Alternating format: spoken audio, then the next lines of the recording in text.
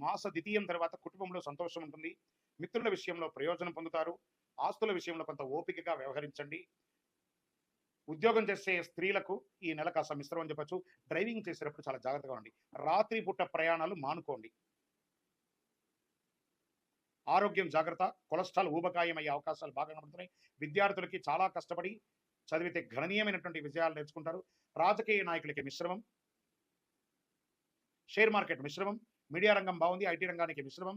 వివాహం కాని వారికి 1, 2 మంత్స్ వెయిట్ చేయండి. అప్పుడు అన్ని పనులు కూడా జాగ్రత్తగా ఉండండి.